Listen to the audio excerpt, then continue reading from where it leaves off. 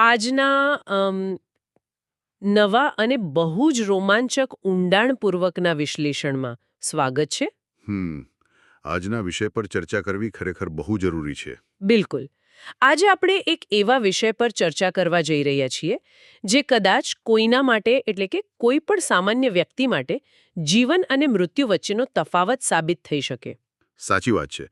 આ માહિતી કોઈનો પણ જીવ બચાવી શકે છે. હા, આપણી આજની ચર્ચાનો મુખ્ય આધાર એક અત્યંત મહત્વપૂર્ણ દસ્તાવેજ છે. એનું નામ છે પ્રાથમિક સારવાર અને ઇમરજન્સી રિસ્પોન્સ મેન્યુઅલ. અને આ કોઈ સામાન્ય મેન્યુઅલ નથી. ના, જરાય નહીં. આજના આ સેશનનો આપણો ઉદ્દેશ્ય બિલકુલ સ્પષ્ટ છે. ડોક્ટર આવે તે પહેલાની જે નિર્ણાયક પળો હોય છે ને, જે સૌથી કટોકટીનો સમય હોય છે, બરાબર. તેમાં જીવન બચાવવાની તકનીકો અને તેમાં છુપાયેલી કેટલીક ખરેખર આશ્ચર્યજનક માહિતીને આપણે આજે ડીકોડ કરવાની છે. મેં જ્યારે આ સ્ત્રોત વાંચ્યો ને, ત્યારે હું વિચારતી હતી કે આ માત્ર મેડિકલ માહિતીનું પાનું નથી, પણ આ તો જાણે આપણા મગજમાં પહેલેથી ફિટ કરી દેવા માટેની એક ઇમરજન્સી ટૂલકિટ છે, જેને જરૂર પડીએ તરત જ વાપરી શકાય. બિલકુલ. તમારું આ નિરીક્ષણ બહુ જ સચોટ છે. અહીં જે ખરેખર રસપ્રદ છે તે એ છે કે આ દસ્તાવેજ માત્ર તબીબી જ્ઞાનનો ભંડાર નથી. તો બીજું શું છે? જો આપણે તેનું શાંતિથી વિશ્લેષણ કરીએ તો સમજાશે કે તે કટોકટીના સમયે મગજની સ્થિરતા, અદ્ભુત સાહસ અને પરિસ્થિતિ મુજબ તાત્કાલિક નિર્ણય લેવાની ક્ષમતાનું માર્ગદર્શન પૂરું પાડે છે. એટલે કે મેન્ટલ પ્રેઝન્સ? ચોક્કસ. મેન્યુઅલ સ્પષ્ટપણે એક વાત પર બહુ ભાર મૂકે છે કે ઉપચાર કરવાવાળા વ્યક્તિમાં સાહસ અને સૂઝબૂઝ હોવી જ જોઈએ. આ માત્ર ઘાવ પર પાટાપિંડી કરવાની વાત નથી. હા, આ તો એક સઘન માનસિક તૈયારી છે. એક્ઝેક્ટલી. જ્યારે ચારે બાજુ ગભરાટનો માહોલ હોય, લોકો બૂમાબૂમ કરતા હોય, ત્યારે મગજને કેવી રીતે બરફ જેવું શાંત રાખવું, વ્યવહારુ પગલાં કેવી રીતે લેવા, તે આ સ્ત્રોતનો ખરો હાર્દ છે. આપણે ઘણીવાર જોયું છે કે અકસ્માત સમયે લોકો ગભરાઈને સાવ થીજી જાય છે. આ મેન્યુઅલ એ માનસિક સ્થિતિને તોડવાનું કામ કરે છે. સાચી વાત છે. એ ફ્રીઝ થઈ જવાની સ્થિતિમાંથી બહાર આવવું સૌથી અઘરું હોય છે. આ દસ્તાવેજની શરૂઆત જ એકદમ પાયાની અને મૂળભૂત વાતોથી થાય છે. એટલે કે સૌથી પહેલો નિયમ એ દર્શાવ્યો છે કે દર્દીને તાત્કાલિક સુરક્ષિત જગ્યાએ લઈ જવો. હા, અને તેના કપડાં ઢીલા કરવા. બરાબર. અને તેને આરામદાયક સ્થિતિમાં સુવડાવો. આ સાંભળવામાં સાવ સામાન્ય લાગે છે, પણ કટોકટીમાં લોકો આ નાની વાત જ ભૂલી જતા હોય છે. અને દર્દીની આસપાસ ભીડ જમા કરી દે છે. એ બહુ સામાન્ય ભૂલ છે. બિલકુલ. ત્યારબાદ આ લખાણ એક ચોક્કસ ટૂલકિટ વિશે વાત કરે છે. આની સરખામણી જાણે લડાઈના મેદાનમાં જતા દરેક સૈનિક પાસે હોવી જોઈતી સામગ્રી સાથે કરી શકાય. હા, એ ટૂલકિટમાં શું શું હોવું જોઈએ તે બહુ સ્પષ્ટ લખ્યું છે. હા, જેમ કે ટિંક્ચર, એન્ટિસેપ્ટિક, ડ્રેસિંગ માટે સોર્કોમાઇશન, ડેટોલ, કાતર, છરી, કોટન વગેરે. બરાબર. પણ અહીં વાત ખરેખર બહુ જ આશ્ચર્યજનક ત્યારે બને છે જ્યારે તેઓ પટ્ટીઓના પ્રકારોની એકદમ સચોટ માહિતી આપે છે.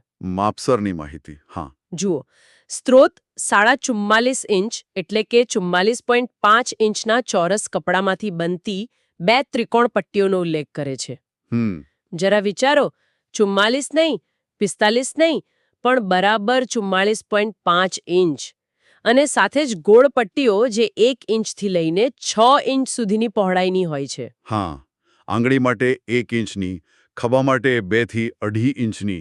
અને શરીર માટે 4 થી 6 ઇંચની. આટલી બધી ચોકસાઈ કેમ? એવો વિચાર આવે. આ ચોકસાઈ દર્શાવે છે કે આ કોઈ સામાન્ય સલાહ નથી, પણ એક પ્રાયોગિક વિજ્ઞાન છે. જ્યારે કોઈ વ્યક્તિ લોહીલુહાણ હોય ત્યારે ખોટા માપની પટ્ટી શોધવામાં સમય બગાડવો પોસાય તેમ નથી હોતો. સાચી વાત છે. સમય જ સૌથી કિંમતી હોય છે ત્યાં. બિલકુલ. કઈ પટ્ટી ક્યાં વાપરવી તેનું પૂર્વજ્ઞાન હોવું એ અડધી જંગ જીતવા બરાબર છે. પરંતુ આ દસ્તાવેજમાં સૌથી વધુ ધ્યાન ખેંચનારી બાબત કોઈ હોય તો તે છે કૃત્રિમ શ્વાસ આપવાની રીતો. હા, આ ભાગ બહુ જ રસપ્રદ છે. ડૂબી જવાથી કે વીજળીનો આંચકો લાગવાથી જ્યારે શ્વાસ રોકાઈ જાય ત્યારે? કે પછી ઝેરી ગેસના કારણે? હા, મેન્યુઅલ 3 અલગ-અલગ પદ્ધતિઓ સમજાવે છે.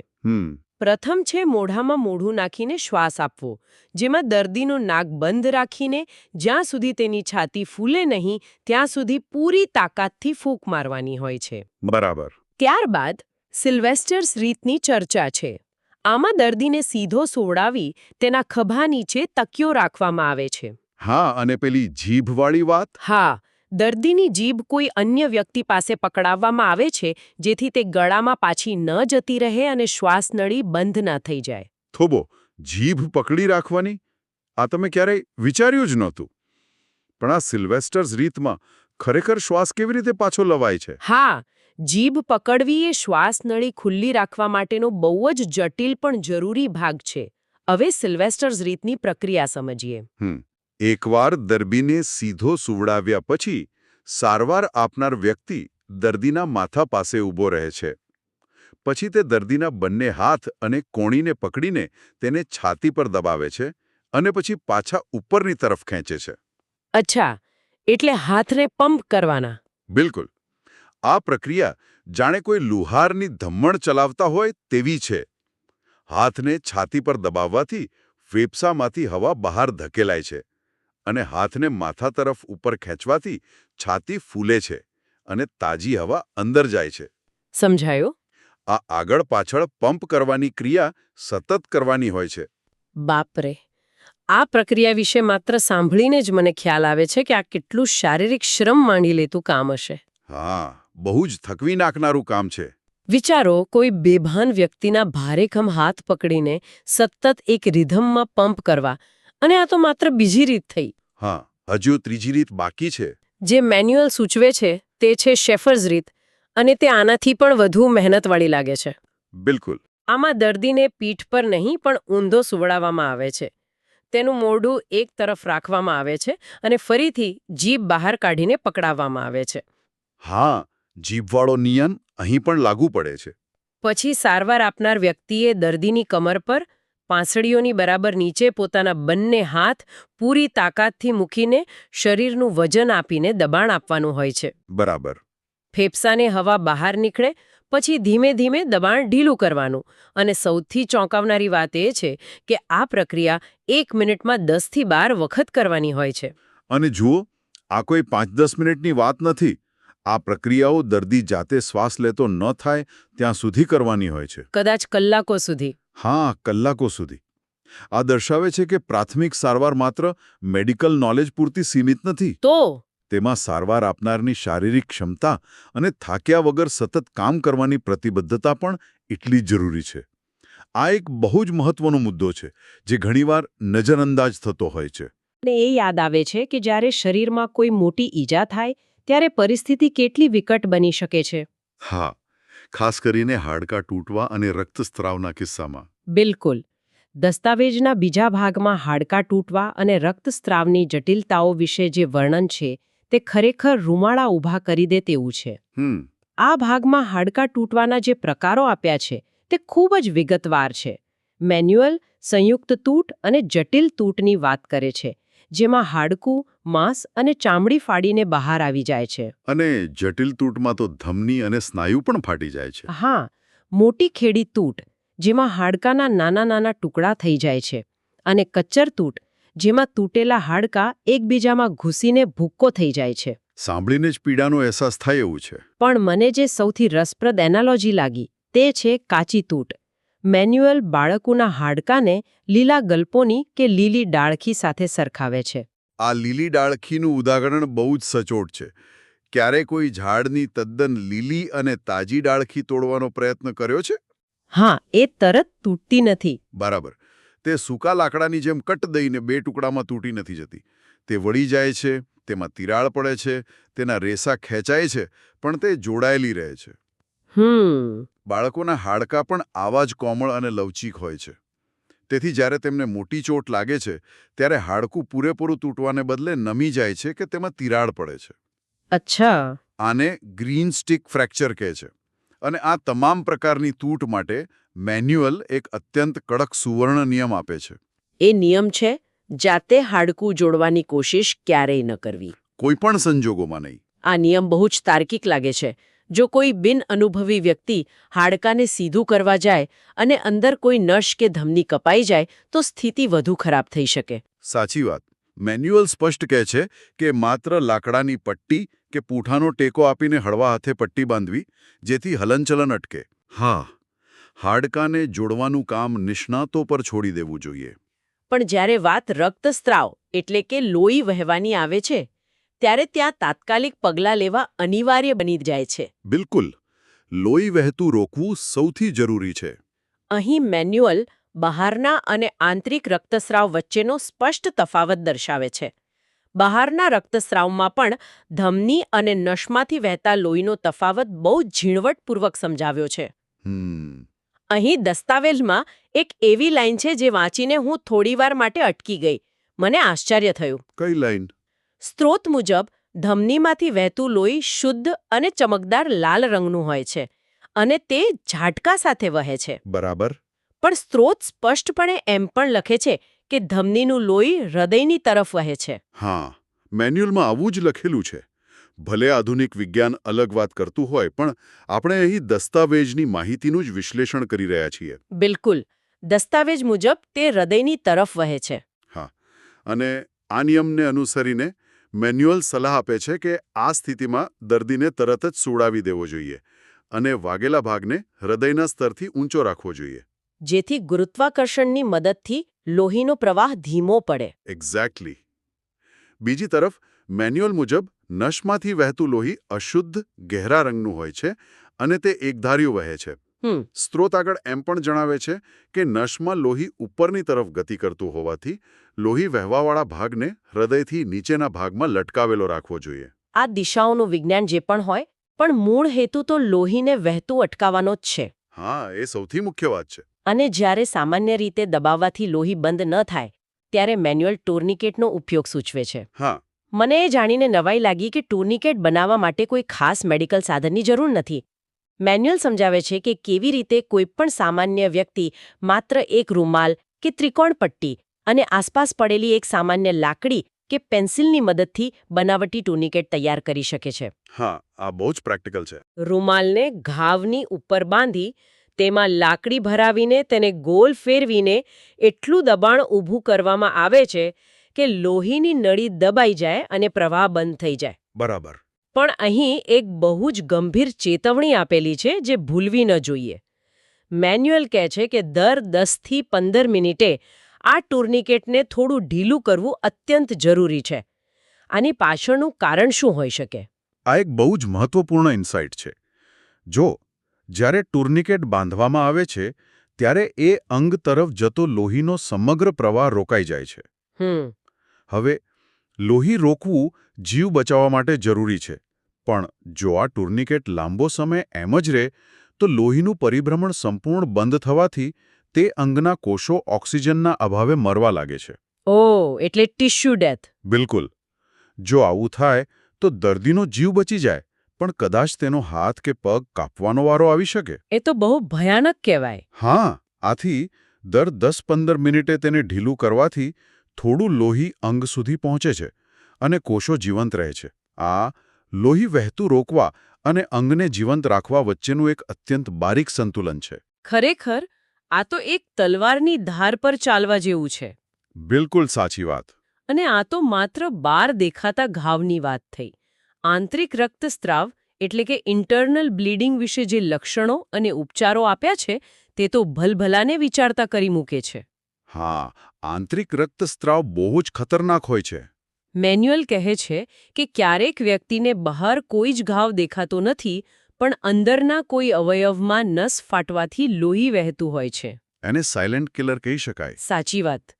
તેના લક્ષણોમાં દર્દીને અચાનક અત્યંત બેચેની થાય, ગભરાહટ થાય, હવા માટે હાંફવા લાગે, હોઠ અને મોઢું સાવ પીળા પડી જાય અને શરીરની ગરમી ઓછી થઈ જતા એકાએક ઠંડો પરસેવો વળવા લાગે. આ બહુ જ ગંભીર લક્ષણો છે. હા, અને આ લક્ષણો દેખાય ત્યારે સૌથી આશ્ચર્યજનક ઉપચાર જે મેન્યુઅલમાં સૂચવ્યો છે તે છે કે આ સ્થિતિમાં દર્દીને ખાવા પીવા કંઈ જ ન આપો. લોકો સામાન્ય રીતે ગભાયેલા વ્યક્તિને પાણી પીવડાવતા હોય છે, પણ અહીં સ્પષ્ટ મનાઈ છે.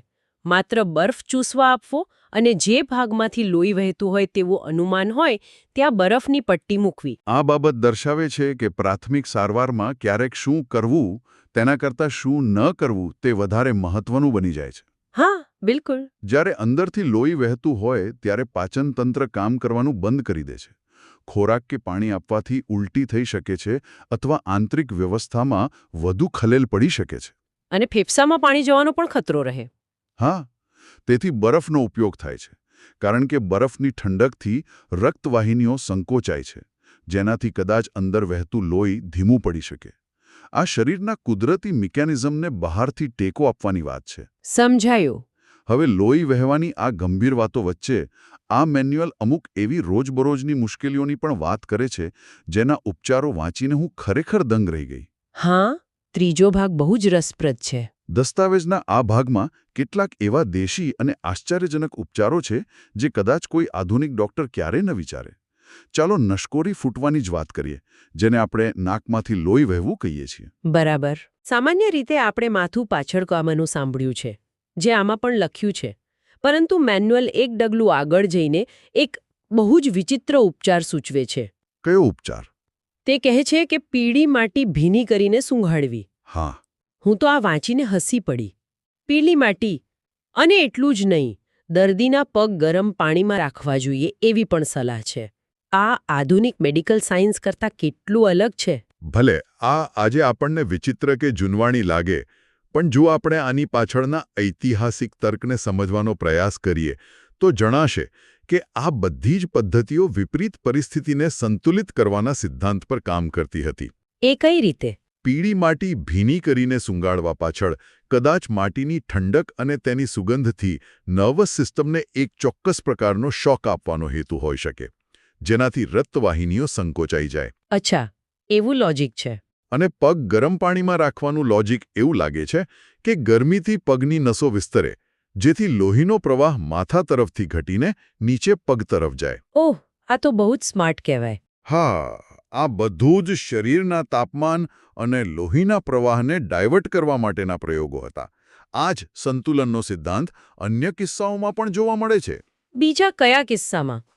મેન્યુઅલમાં ઉલ્લેખ છે કે જો એસિડથી દાઝ્યા હોય તો બળેલા ભાગ પર એક ધારું પુષ્કળ પાણી નાખતા રહેવું, જેથી રસાયણની અસર ધોવાઈ જાય. બરાબર. અને જો લૂ લાગી હોય તો દર્દીના કપડાં ઉતારી, ખુલ્લી હવામાં સુડાવી, શરીર પર પાણી રેડવું, પંખો નાખવો અને વધુમાં વધુ નમકીન પાણી પીવડાવવું. અને ઠંડીમાં થીજી જવાના કિસ્સામાં, જેને આપણે ફ્રોસ્ટ બાઇટ કહીએ છીએ, તેના માટે મેન્યુઅલ સૂચવે છે કે ઉકળતા પાણીની ગરમી આપવી. હા. અને જો ગરમ પાણી ઉપલબ્ધ ન હોય તો તે નિષ્ક્રિય ભાગને શરીરના ગરમ ભાગો જેમ કે બગલ કે પેટ પાસે રાખીને શરીરની જ ગરમીથી જીવંત કરવો. આ બધી પદ્ધતિઓમાં એક પ્રકારનું સામાન્ય ડાહ પણ દેખાય છે. ચોક્કસ. પણ આ ડાહપણની હદ તો સાપના કરડવાના કિસ્સામાં આવે છે. સાપ કરડવાના ઉપચારમાં મેન્યુઅલ જે સૌથી પહેલી સલાહ આપે છે તે મેડિકલ ઓછી અને મનોવૈજ્ઞાનિક વધારે છે.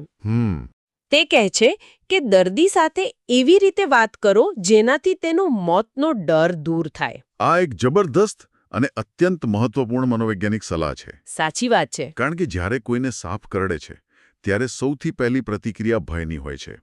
ભયના કારણે હૃદયના ધબકારા એકદમ વધી જાય છે. અને લોહી જલ્દી ફરે. બિલકુલ. અને હૃદય જેટલું ઝડપથી ધડકશે તેટલું ઝડપથી ઝેર લોહી દ્વારા આખા શરીરમાં ફેલાશે.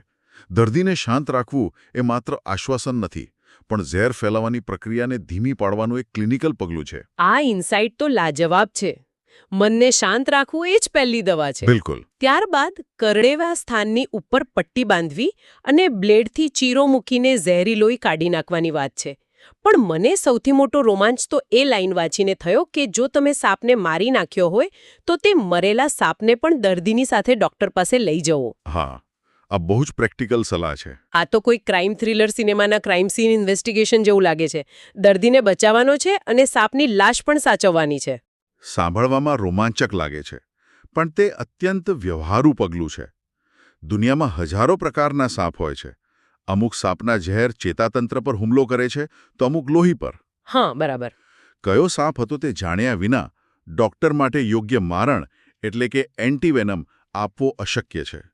પણ તમે જે આશ્ચર્યની વાત કરી તેવી જ એક આશ્ચર્યજનક સૂચના આંખ અને કાનની સમસ્યા વિશે પણ જોવા મળે છે. અરે હા, આંખમાં કચરો જવા વિશે મેન્યુઅલ જે સૂચવે છે તે વાંચીને તો હું સાચે જ ચોંકી ગઈ. આંખમાં કચરો જવો એ બહુ સામાન્ય બાબત છે, પણ મેન્યુઅલ કહે છે કે જો આંખમાં કચરો જાય તો દર્દીને પડખાભેર સુડાવી દેવો, તેની જીભ બહાર ખેંચવી અને જો શ્વાસ રોકાઈ ગયો હોય તો કૃત્રિમ શ્વાસ આપવો. બરાબર. મારો પ્રશ્ન એ છે કે આંખમાં કચરો જવાથી લઈને કૃત્રિમ શ્વાસ આપવા સુધીની નોબત કઈ રીતે આવી શકે? આ બહુ જ એક્સ્ટ્રીમ નથી લાગતું? પ્રથમ નજરે આ ચોક્કસપણે અતિશયોક્તિભર્યું લાગે છે, પરંતુ આ દર્શાવે છે કે આ મેન્યુઅલ કઈ ફિલોસોફી પર લખાયું છે. એટલે કઈ ફિલોસોફી? તે દરેક સ્થિતિને સૌથી ખરાબ પરિસ્થિતિ એટલે કે વર્સ્ટ કેસ સિનારિયો ધારીને જ માર્ગદર્શન આપે છે. કદાચ કોઈ રાસાયણિક કચરો આંખમાં ગયો હોય જેનાથી અસહ્ય પીડા થઈ હોય. હા, અને દર્દી બેભાન થઈ જાય. બિલકુલ. પીડા કે આઘાતના કારણે બેભાન થઈ ગયો હોય અને તેનો શ્વાસ રોકાઈ ગયો હોય.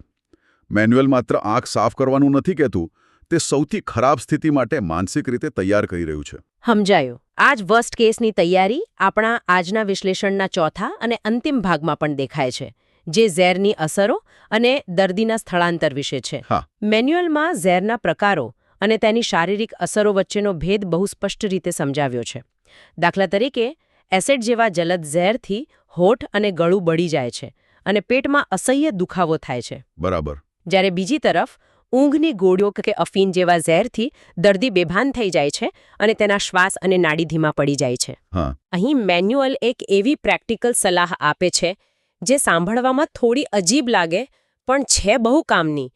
તે કહે છે કે ઝેરની ખાલી બોટલ અને જો દર્દીએ ઉલટી કરી હોય તો તે ઉલટી પણ બોટલમાં ભરીને ડોક્ટર પાસે તપાસ માટે લઈ જવી. આ ફરીથી પેલા સાંપવાળા કિસ્સા જેવું જ છે. હા, સાચી વાત. આ ડાયગ્નોસિસ માટે અત્યંત કિંમતી પુરાવા છે. ઉલટીના નમૂના પરથી ડોક્ટર જાણી શકે છે કે ઝેર કયા પ્રકારનું હતું અને પેટમાં તેનું કેટલું પ્રમાણ બાકી છે. અને ડોક્ટર પાસે પહોંચતા પહેલા મેન્યુઅલ દરેક પ્રકારના ઝેર માટે અલગ અલગ એન્ટીડોટ્સ એટલે કે મારણ સૂચવે છે. આ માહિતી તો જાણે કોઈ કેમિસ્ટ્રીની લેબ ખોલીને બેઠા હોય તેવી લાગે છે. બિલકુલ. જો દર્દીએ એસિડ પીધું હોય તો દસ્તાવેજ મુજબ તેને સોડા વોટર કે દૂધ આપવું જોઈએ જેથી એસિડની અસર ન્યુટ્રલ થાય. કોઈ સામાન્ય ઝેર ખાધું હોય તો લીંબુ પાણી આપવું. જો ઊંઘની ગોળીઓ ખાધી હોય તો પાણીમાં મીઠું ભભરાવીને પીવડાવવું, જેથી દર્દીને ઉલટી થાય અને ઝેર લોહીમાં ભળે તે પહેલા જ બહાર નીકળી જાય. બરાબર.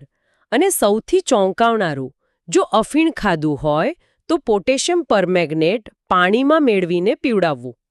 આટલી ઊંડી રસાયણશાસ્ત્રની સમજ એક સામાન્ય ફર્સ્ટ એડ મેન્યુઅલમાં હોવી તે ખરેખર પ્રશંસનીય છે. આ ચોક્કસ ઉપચારો દર્શાવે છે કે સમયસર લેવાયેલું યોગ્ય અને વૈજ્ઞાનિક પગલું ઝેરની અસરને કેવી રીતે નિષ્ક્રિય કરી શકે છે.